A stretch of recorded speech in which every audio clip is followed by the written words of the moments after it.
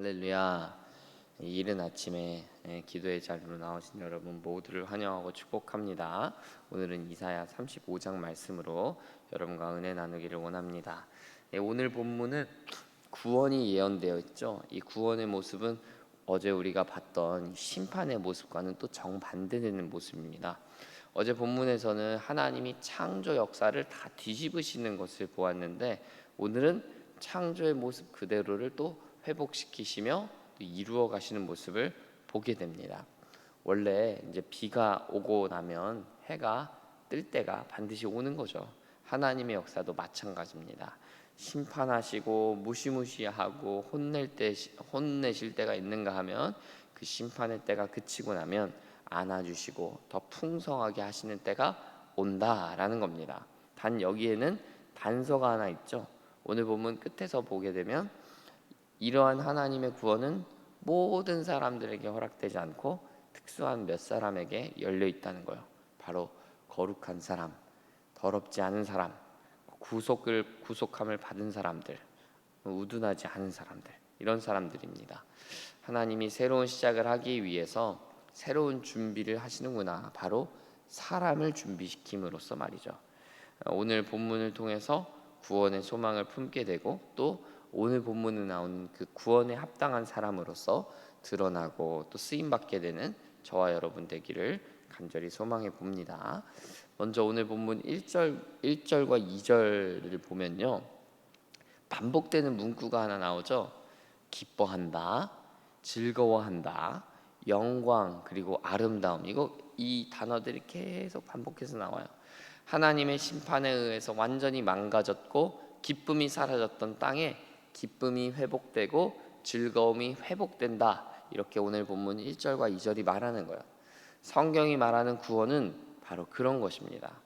여러분, 우리가 정신없이 살다 보면요, 기쁨을 잃어버릴 때가 진짜 많이 있죠. 익숙해진 은혜로 인해 감사를 잃어버릴 때도 많이 있습니다.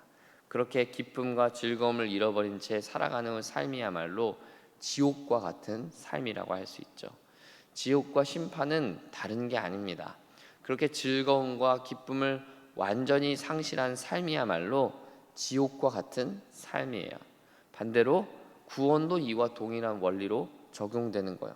꼭 하늘나라에 가야만, 발에 치이는 그 보석들을 만져야만 구원을 받는 게 아니죠. 기쁨을 상실하고 삶의 이유와 목적과 즐거움을 상실해버린 그 자리에서 다시 기쁨을 되찾는 것, 아름다움을 느끼고 감탄을 회복하는 것, 그게 바로 구원을 살아내는 인생이라는 것입니다. 저는 우리 모두가 감탄사를 회복하는 인생이 되었으면 좋겠습니다. 우리는 어디 좋은 여행지를 가거나 남들이 다 가고 싶어 하는 곳에 가면 감탄을 하고 좋아요. 와, 너무 멋지다, 너무 아름답다, 너무 장관이다. 그런데 여러분, 그거 아십니까? 그런 장관이 펼쳐지는 장면도, 남들이 다 꿈꾸고 소망하는 그곳도 일상이 되면 지겹고 일상이 되면 다 뻔한 장면이 될 뿐이에요. 그러니까 그 멋있는 장면이, 아름다운 경관이 감탄을 하게 만드는 게 아니고, 감탄을 이루어가는 것, 감탄사를 펼쳐갈 수 있는 것은 바로 저와 여러분 사람이라는 거예요. 그래서 모든 게 마음먹기 달렸다, 이런 말도 있는 거예요. 우리 삶의 감탄이 회복되면 기쁨이 회복될 줄 믿습니다. 즐거워질 줄 믿습니다.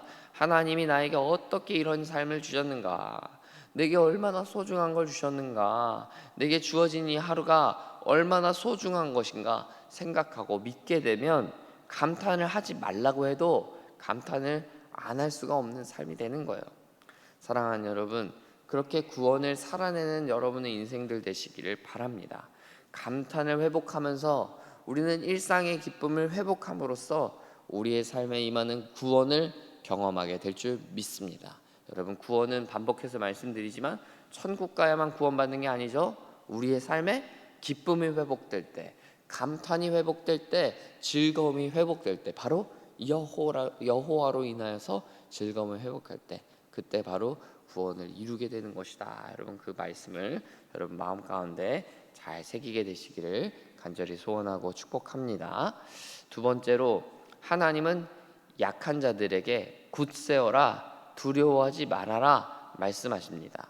3절과 4절에서 약한 손을 가진 이들, 겁내는 자들에게 두려워하지 말라 말씀하시면서 그들을 세워주시고 일으켜 주시는 것을 보게 됩니다.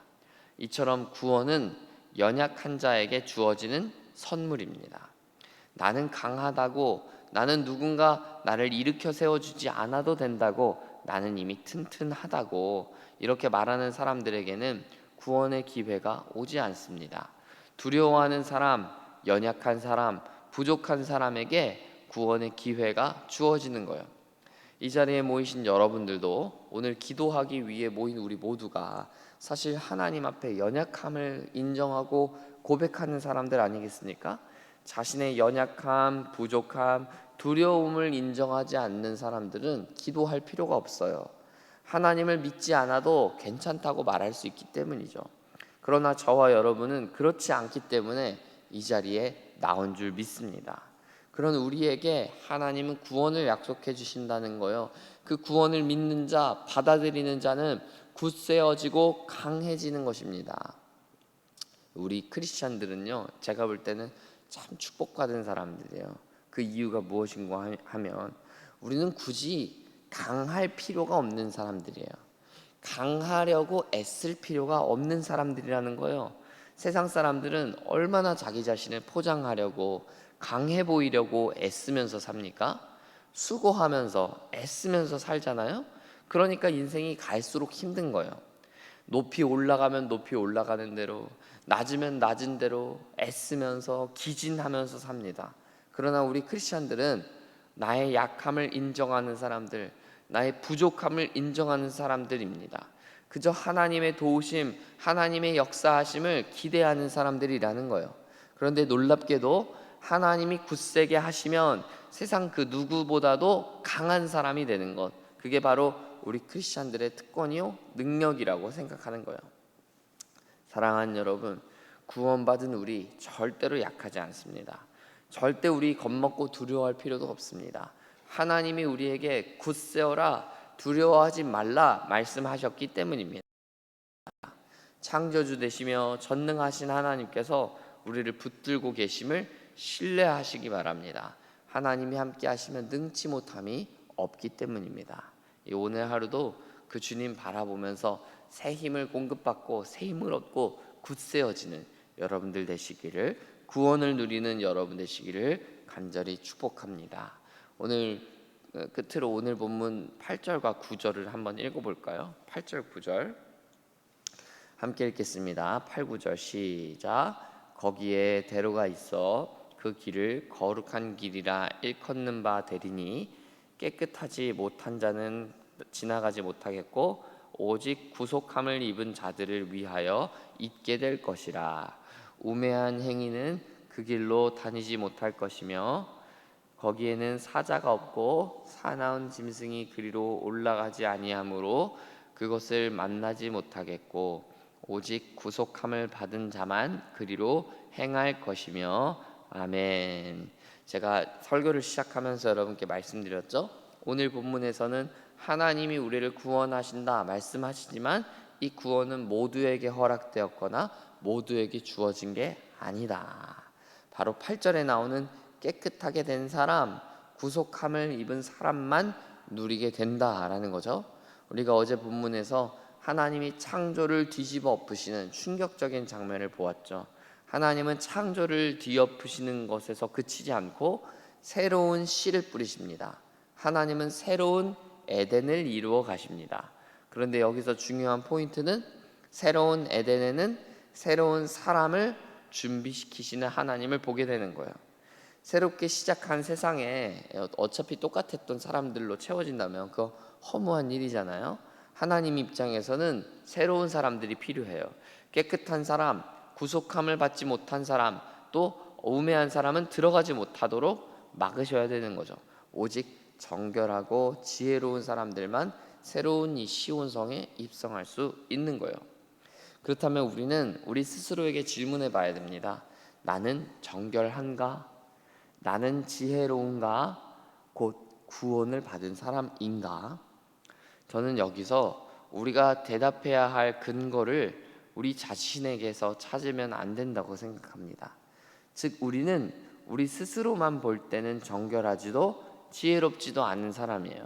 그러나 예수님의 보혈로 우리는 새로워지고 예수님을 믿는 믿음으로 지혜로워진다는 것입니다. 우리가 시온에 이를 수 있는 유일한 통로이자 근거는 오직 예수님께 있다는 것이죠. 그러니까 우리는 우리 스스로를 보면 소망을 발견하기도 어렵고 담담할 수도 없지만 오직 예수님을 바라보면 그 소망을 발견할 수 있다는 것입니다. 사랑하는 여러분, 성경이 말하는 구원은 바로 그런 것입니다. 우리에게 자격이 없지만, 우리에게는 능력도 없고 힘도 없지만 하나님을 바라볼 때 소망이 생기는 것. 내 삶을 바라보면 기뻐할 이유도 즐거워할 이유도 하나도 없지만 하나님을 바라볼 때 기쁨이 회복되고 즐거움이 회복되는 것, 그게 바로 우리가 받는 구원이라는 것입니다. 그러므로 사랑하는 여러분이 오늘 말씀을 통해서 그 구원의 원리를 깨닫고 하나님이 열어주실 새로운 길, 새로운 소망을 발견하게 되시기를 축복합니다. 더 나아가 그 새로운 길이 우리에게 열리게 된 것은 우리의 능력, 우리의 역량, 우리의 신앙 때문이 아니라 오직 예수님 때문이다라는 것을 묵상하고 또 깨달음으로 말미암아 여러분의 삶에 감탄사가 회복되고 기쁨이 회복되고 즐거움이 회복되는 놀라운 역사가 나타나게 되기를 간절히 소원하고 축복합니다. 함께 기도하겠습니다. 하나님 아버지, 구원을 살아내기를 원합니다. 우리의 삶 가운데 찾아와 주셔서 구원이 회복되게 하여 주시고 새로운 삶, 새로운 소망이 회복됨으로 말미암아 우리의 삶이 정말 기뻐지고 감탄사가 넘치는 인생 될 수 있도록 인도하여 주옵소서. 하나님, 오늘도 우리에게 허락해 주신 이 하루 가운데 우리가 불평불만과 또 감사를 잃어버리고 감탄을 잃어버린 무미건조한 인생을 살지 않게 하여 주시고 하나님 앞에 정말 든든하게 세워질 뿐만 아니라 하나님 앞에 기쁨으로 감탄사 있는 인생으로 살아갈 수 있는 우리가 될 수 있도록 주님 우리를 도와 주옵소서. 예수님 이름으로 기도합니다. 아멘.